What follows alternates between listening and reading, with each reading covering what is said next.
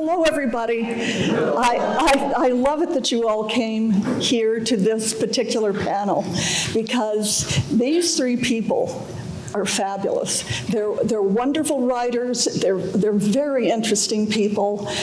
You'll learn a lot about the island reading their books. I will say three biographical things, or maybe one biographical thing about each of them. Cherie's daughter is getting married in Sconset tomorrow.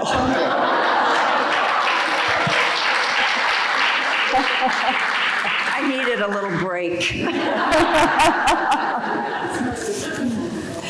Blue has won both the Agatha and the Edgar Mystery Awards for her books. And if you know what those are, that's like, she should be wearing a crown.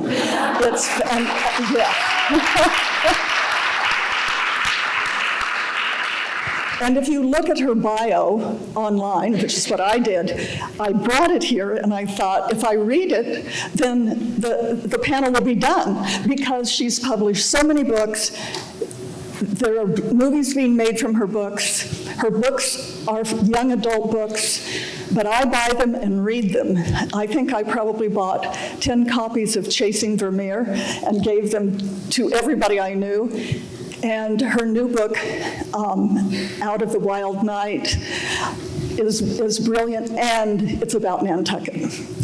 And Stephen, about whom I could say many things because I've lived on the island for 35 years, but I will just say I learned something completely new from him, which is, did you know there are cockfights on Nantucket, on this idyllic island?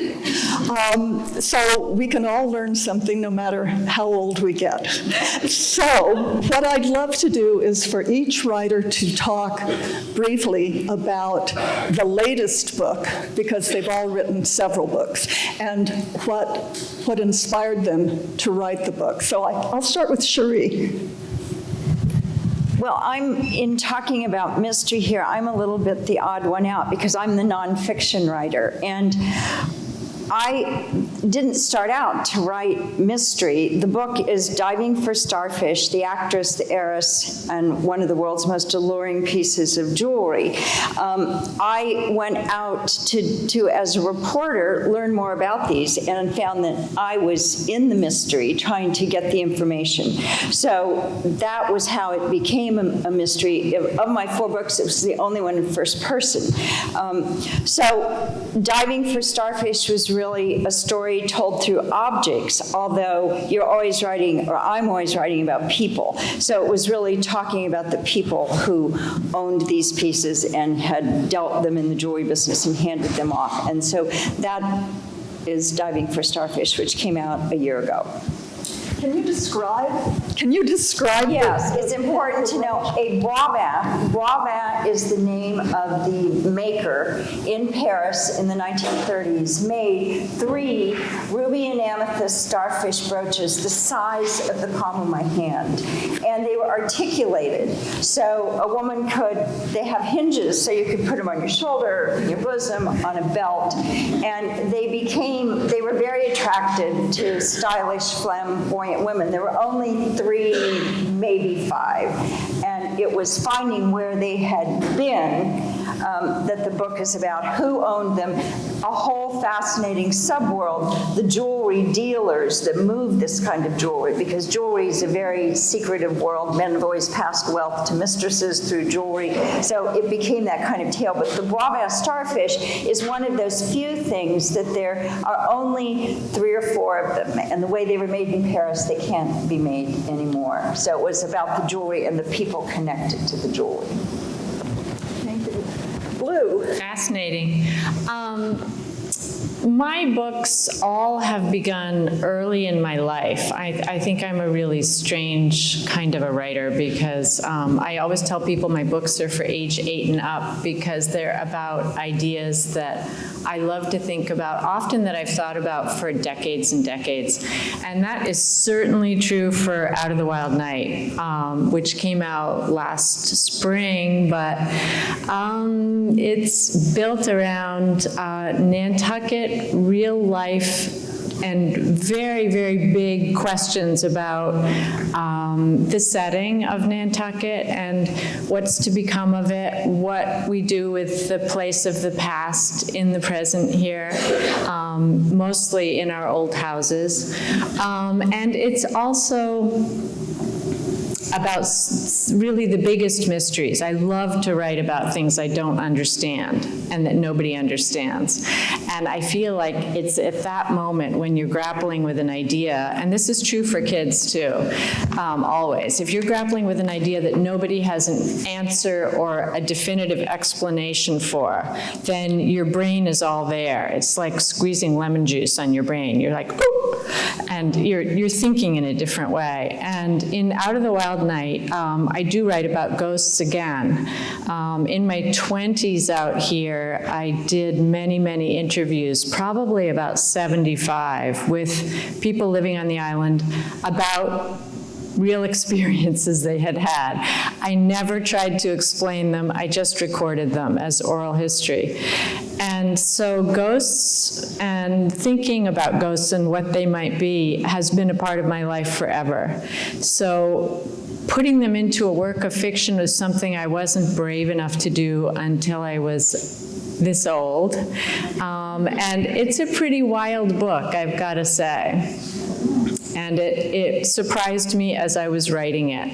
I didn't know where this book was going to take me. And then I realized, oh my gosh, when you're writing about ghosts, you're writing about death, but you're writing about life in death, and you're writing about issues that have popped up in cultures all over the world since written history began. So there is something there. And again, in some ways, it's the biggest mystery I've ever tackled. This life, death, ghosts, not. I mean, it's just endless questions. And I love to give that to readers. Okay. Years ago, I wrote a thriller called Paranoid, and I got an agent for it, and we ran it in the Beacon, actually. It ran in the summer, that summer in the Beacon, the alternative to summer movies. Anyway, my agent said, well, you know, I hope you have a lot more of these lined up because you're going to be the thriller guy now. And I was like, what? And he said, yeah, we're branding you as Mr. Thriller, you know, and I had nothing. I had nothing. Every idea I'd ever had for a thriller was in that book. Going back to high school, I mean, that was it. I was like, I got nothing. Well, they didn't sell it anyway, but it's fun. I mention it because, you know, someone said to me the other day, like, how do you come up with stories on this tiny little island? You know, it's endless. This business about the cockfighting isn't one thing. I have people come to me all the time who tell me these bizarre things. Like my boss said to me the other day, you should put an SOS party in your next book. And I was like, SOS, weep out of luck, is that? And he's like, no, statute of limitations. The statute of limitations party, when the crime you didn't get caught for, the statute of limitations is up. Huge party. A bunch of his friends came here for a huge SOL party. Okay, that's in the next book. But it's endless. I mean, it's like you couldn't keep up. I was at the dump, and the woman said to me, did you know the dump was built on an Indian burial ground? I'm like, are you fucking kidding me? So, I mean, I'm going to do a dump book. Nantucket Wampum, maybe. I don't know. Anyway, okay. Each of my books is a fantasy for me of some petty, childish, vindictive type thing. My first book, I had a customer who stiffed everybody. I thought it would be funny if they all got together and killed him. That was one. The second book, I mean, let's bomb the Pops concert. I was always fantasized about bombing the Pops concert. Of course, Henry stops it from happening. Nantucket red tickets. Who hasn't wanted to, you know, rig the red tickets raffle? You know, always wanted to do that. Figure out how to do it. Takes 3 people. You'll have to read the book to find out how. And then, I wanted to sink a $90 million mega yacht. And that's what I did in Nantucket Grand. That was really satisfying. I met the captain, the ship's engineer. I actually went on race week to try to get on one of these boats. I had spent $70 to get onto the dock, and it was just for like sailboats they wanted to sell. The actual motor yachts I wanted to get on, the guy was like, So.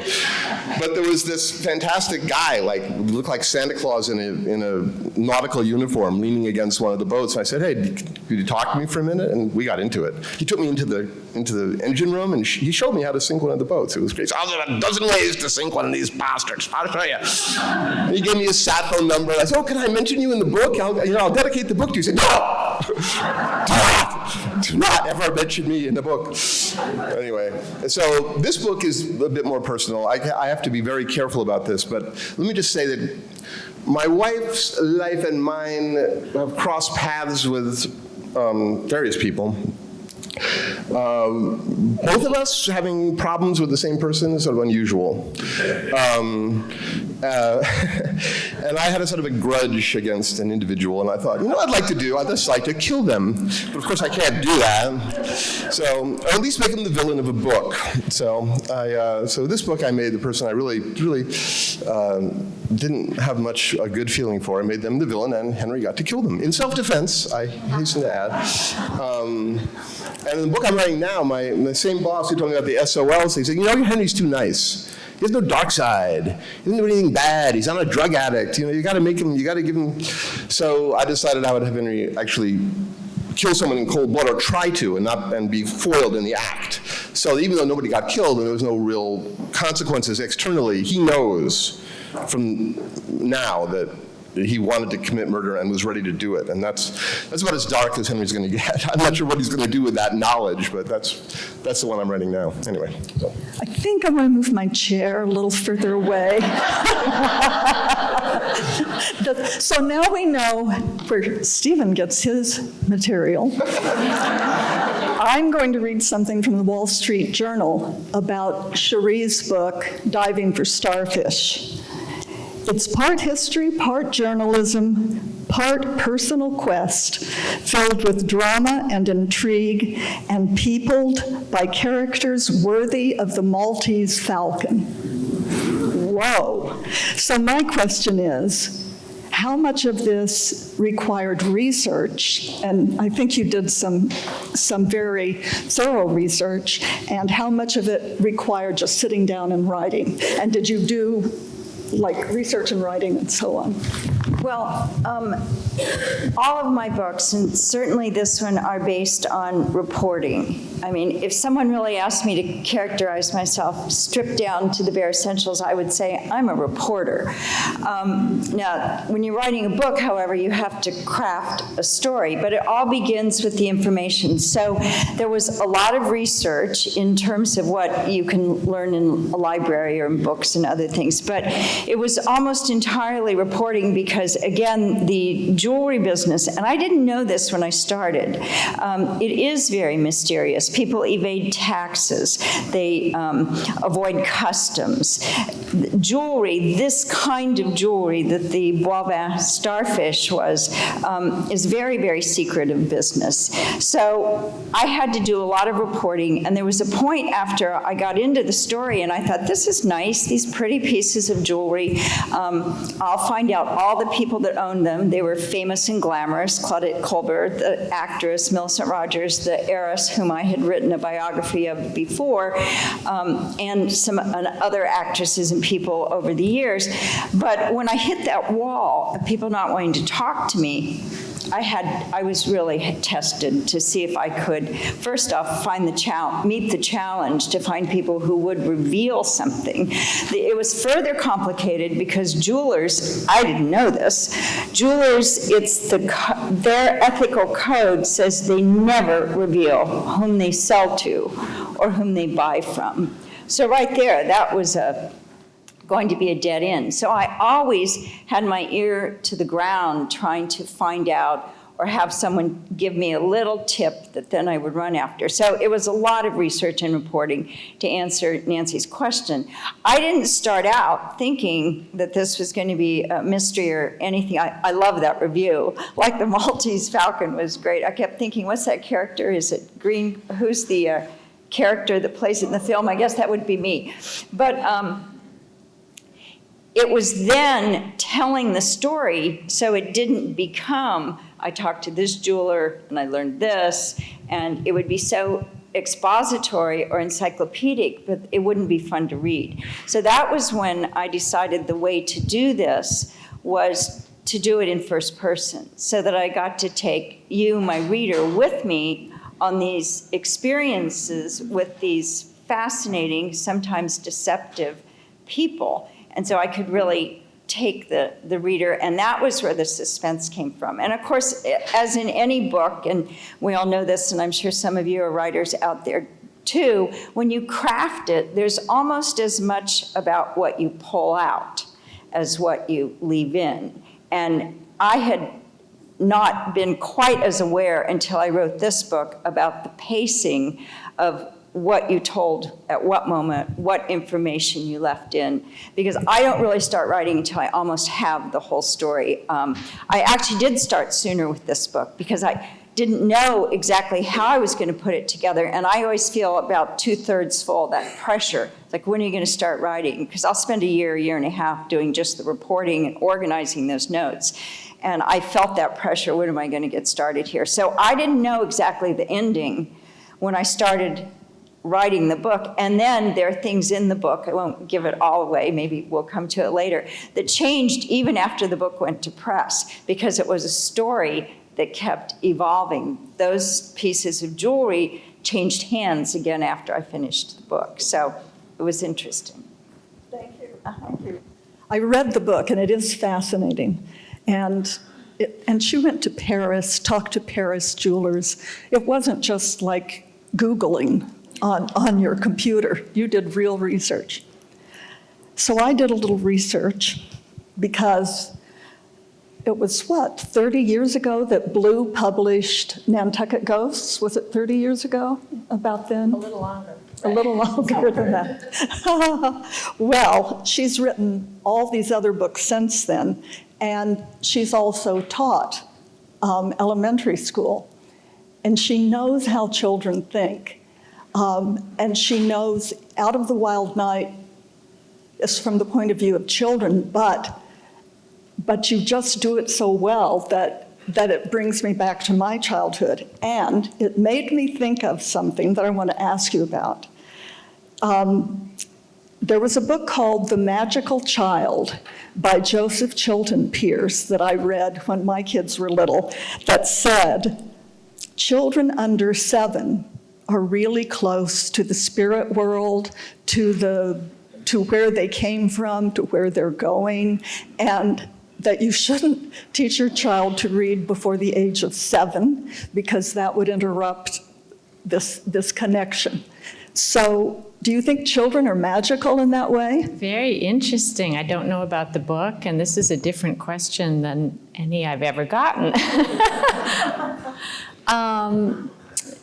Yeah, I mean, I think one of the great privileges in being able to work with children, the children I worked with were generally 8 and 9. The book, Chasing Vermeer, that I wrote as a read aloud to them. It's really a book I wouldn't hand to a child who was under 5th or 6th grade, however. And then, as I said before, I'm sort of a problem writer because my books are really for anybody who's curious about the issues in the books. So they don't fit publishers and marketers' peg holes very neatly. So for instance, in Barnes & Noble, they were always having trouble. They were like, well, I want to put her here, but I want to put her there. And then they'd call Scholastic and they'd say, yeah, but adults are looking for her, so what do we do? So the American publishing industry is set up in such a way that they demand that you categorize yourself, which is always kind of a problem for me. But children, I think I have huge respect not only for their brain power, but their ability to knit disparate ideas and pieces of their own experience and of the real world as they know it in a way that's multidisciplinary. That's what they do. They haven't yet learned to put things into separate boxes. And when you box everything up the way we have to as we move on through school and academia and the world, everybody's always asking us to categorize and sort and box things, you lose a lot of the magic in life.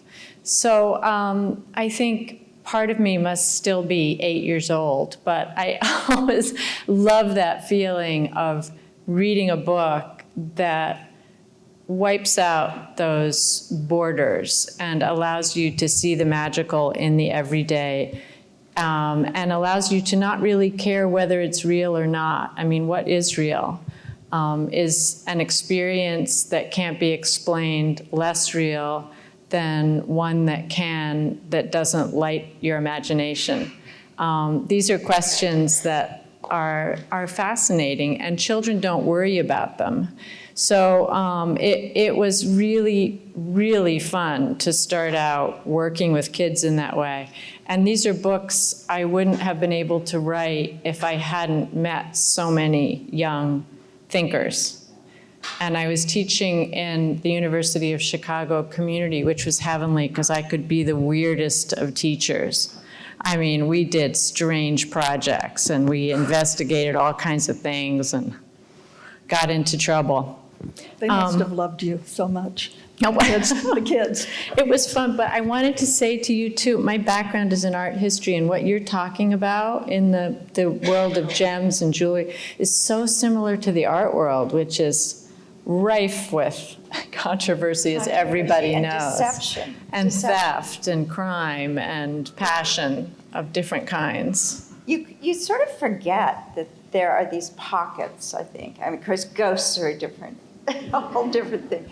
But I think in these kinds of books, certainly when you're working on them, there is almost a period of disbelief. Now, again, I'm a journalist, so I have to pin it on a fact, but I think even in good fiction, it's based on something that could happen. But there's almost a period of disbelief that you have to grant yourself that childlike position to say, how does that work? And could I believe that? And would that happen, don't you think? And maybe that childlike position is really the most intelligent position, because you haven't yet. You don't know it all. You haven't limited You don't know it all. your sorting powers. You know, you're wide open. I always think that's fascinating. And kids are great detectives, as everybody who's had a child knows. How come you and Santa use the same Christmas wrapping paper? Exactly. Okay, Stephen, I have a question for you. Okay. And then I have a question for everybody, but this one is especially for Stephen. I'm reading his latest book, Nantucket Counterfeit, and Chief Kenneth is chief of police in all 5 of his books. This is a series, which is wonderful because it makes me feel comforted to know when I finish a book of an author I like, there are more books out there. And so keep writing. Oh. Good. I will. But here's my question. Okay, Chief Kenneth has a friend, who is the writer of mystery novels. What's her name? Jane Stiles. All right, Jane.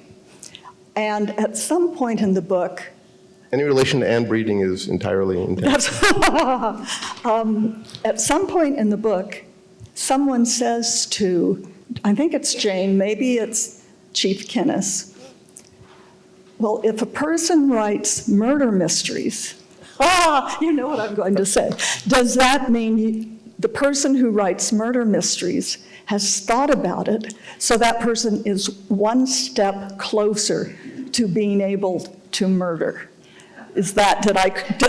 Well, no, I would very much disagree with that.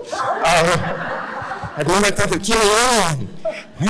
I've never done. Raskolnikov here. No, I think it's the opposite. I think that people who think about this a lot, it sort of drains off, especially like there's an actual, like the killing in the new book, it drained off all my animosities, and I feel very benign toward the living individual whose avatar I killed in my book. So I think that, I know Stephen King always gets that, like, you must be a really creepy guy, and he's like, no, it's just, I never even thought about writing mysteries. I mean, it's weird. It sort of came about by accident. But what I like is not so much the murder aspect of it as the puzzle aspect of it.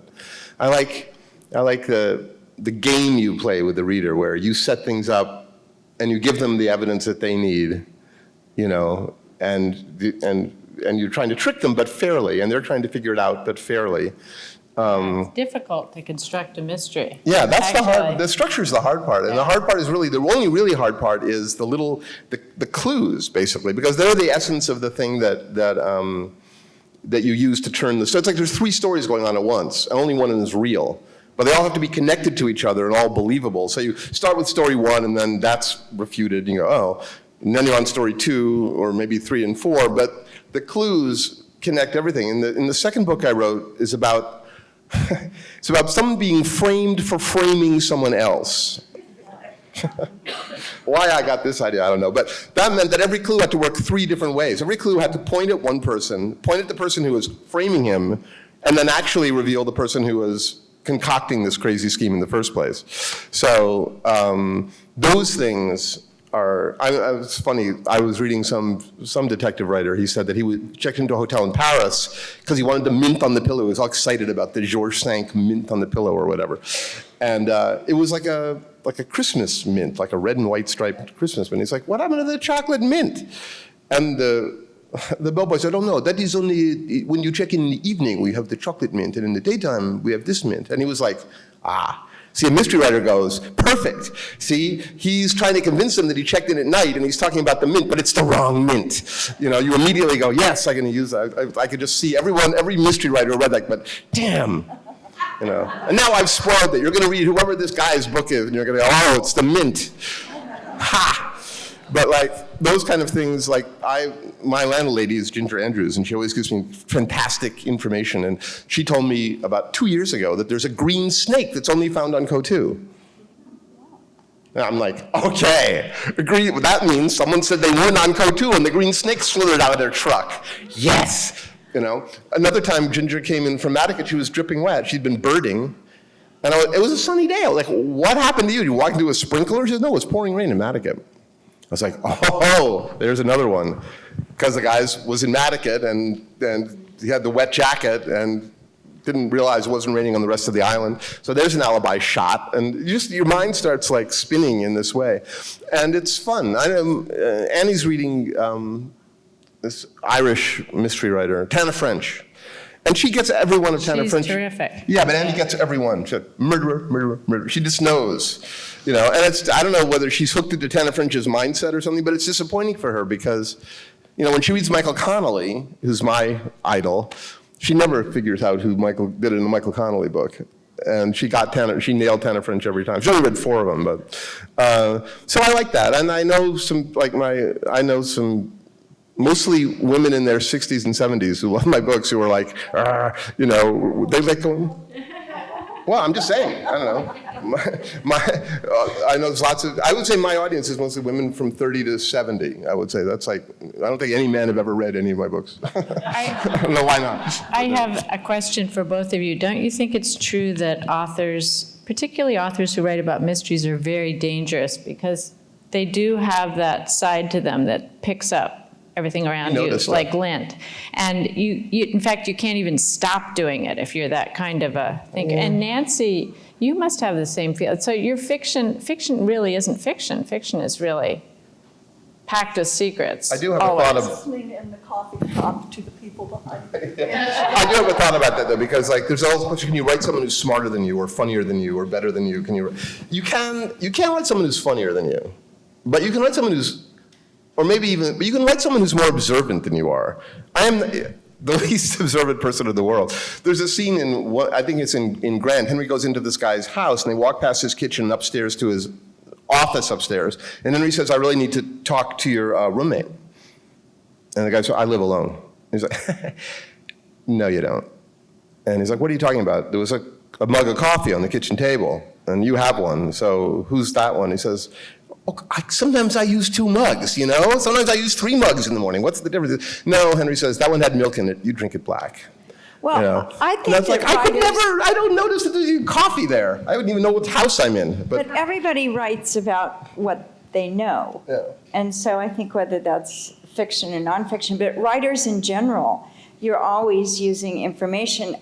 When I lived in New York and was in some writers' groups, you had to be very careful what you discussed in those writers' groups, because you didn't want it to show up in someone else's short story.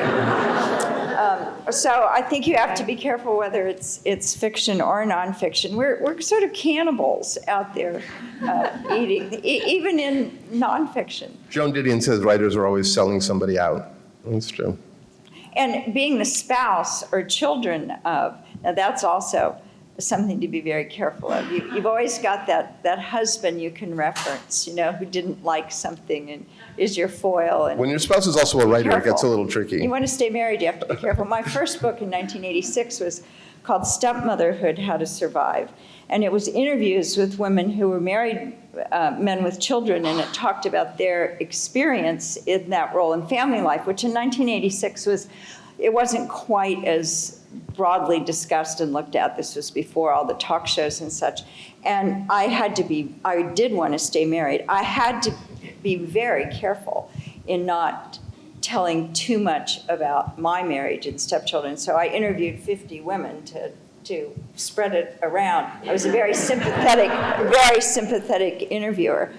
And just a Nantucket aside, I talked about that book actually at the Nantucket Yacht Club, where I'm sure it's the national average, a lot of divorces. And I said, are there stepmothers in the audience? And almost no hands came up. And I wanted to have a newspaper where I would say, Yacht Club stepmothers in denial. Because nobody wanted to say, oh yes, that's my problem. That's my problem. Anyway, I sort of digressed, but it's all related. Yeah. It's all related.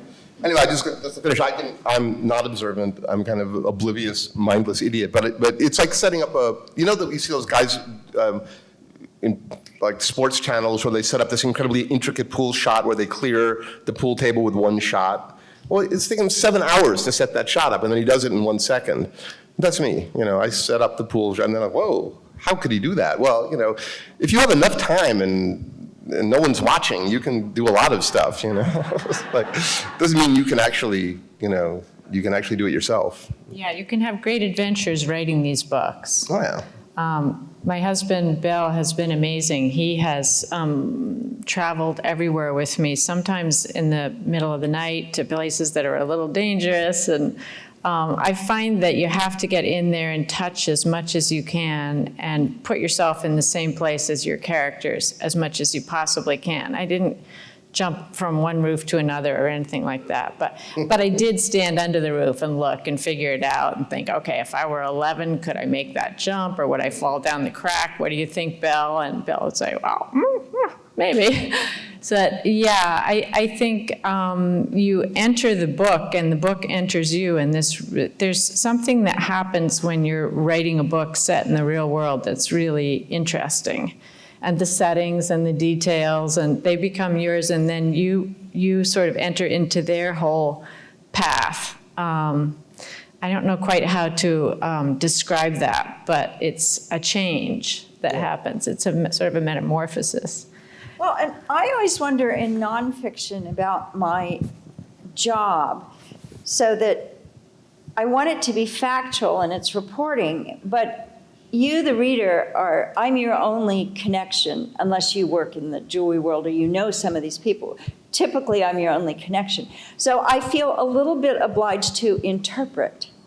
Was this person genial? Do I trust them? Is there reason for my feeling that way? I think that there is a little bit of an interpreter role for the narrator, and sometimes you have to connect the dots. You can share what you think. Somebody was generous and you had every reason to trust them. Someone you knew the facts before you went to interview them, and they lied and they looked you right in the face. I feel obliged to tell you that because you should know, and it was startling to me, and it's part of the story. It doesn't always make everybody happy in the end. But anyhow, back to the point, I think even when you're writing nonfiction, you have to give some of yourself away so that even if you're not putting it right out there, what you select to show and to tell is revealing of your perspective and where you come out on these people. Did you find them admirable? Were they entertaining? Was it plausible? It should be in there, because otherwise it's like a newspaper account, and that's not what you're looking for. I want to ask one more question. We have 10 more minutes, and then I want to see if the audience has any questions. So my last question to the three of you is, Blue and Stephen, in their latest books, aren't particularly happy about development on Nantucket. I don't know how you feel, Cherie, but you've been to this, you've lived here on the island for years, and in Taos and New York and so on, but the island is changing and changing. Some of you have lived here, some of you come here in the summer, and there's a lot of change going on, a lot of beautiful old things being torn down, and less beautiful things put up. And Stephen and Blue, can you talk about that a little bit in your books? Sure. Do you want to go for it? Okay. Yes, you go. Yeah, I feel like our old wooden houses on this island are our gems. They are jewels. Each house is unique. It belongs to another time, another place, and through an accident of history, many of them have survived.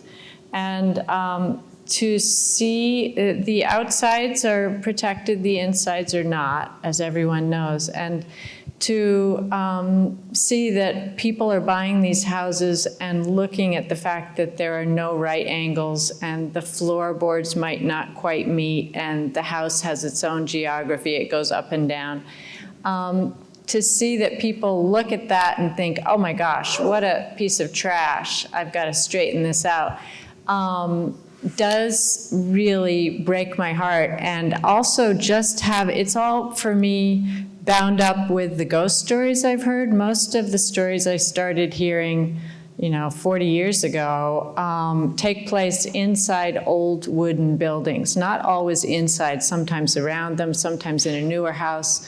But these houses are saturated with living. And the people who lived on Nantucket and managed to survive here were people with strong spirits. And in some ways, I feel like it shouldn't be too surprising that there is something left over inside the walls of these houses. And anyone who has renovated really old buildings on Nantucket, anybody, any contractor, any painter, any carpenter, has stories about what sometimes happens when you go in and you start pulling out doors and old windows.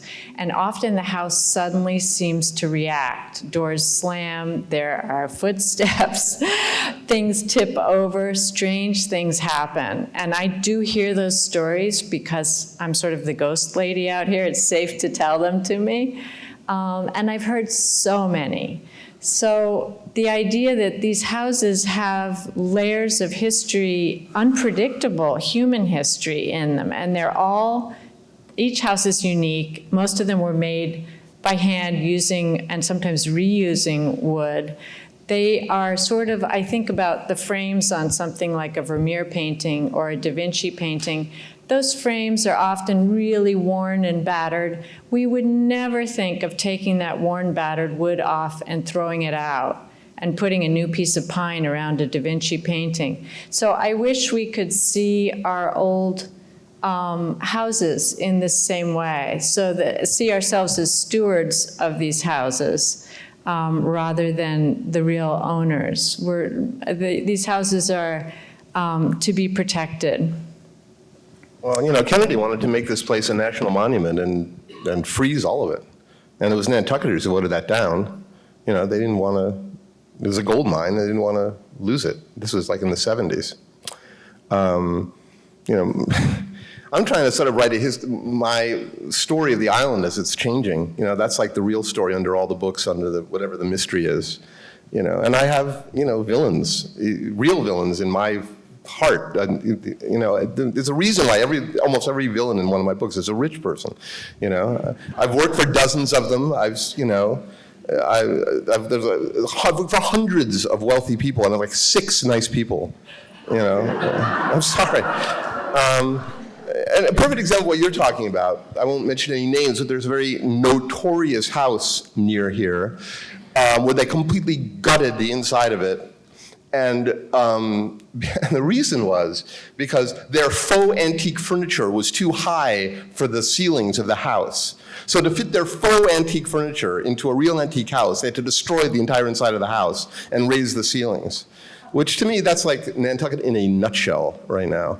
But don't you think our job as writers is not so much to criticize? I mean, a lot of this is just the way the world is moving, and we live in the United States, and there are a few regulations to control that. But you can raise people's awareness, maybe. Try. I mean, get people angry. It makes me angry. I posted a thing on Facebook today. I finally got to figure out how to put the picture online of the hospital. You know, I hate to sound like an old crank, but there was really nothing wrong with the old hospital.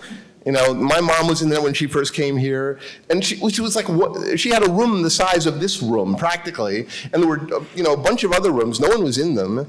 You know, it's a tiny community. It's a lot of rich people want a plaque on the wall with their name on it. It's where you go into the waiting room. It's the Bill and Ignatz, whatever, Mr. Microsoft's waiting room. And it's like, really? Do we have to have do you have to piss on everything to state your territory?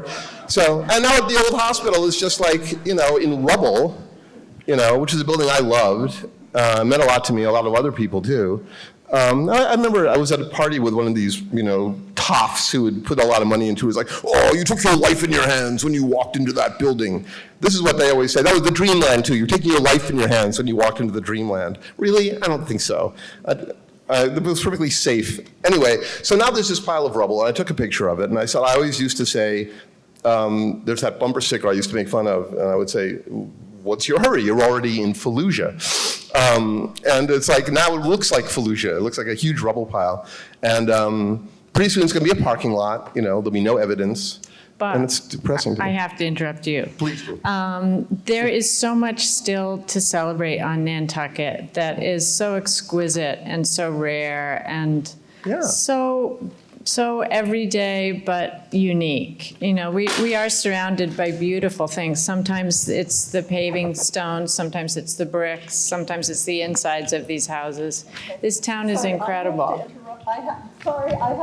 I have to interrupt everybody because we have to leave because there's another group coming in here at 12. But I want to say, all of their books are over there. You can buy them. You can have them signed for anyone you want. You can meet the authors, talk to them.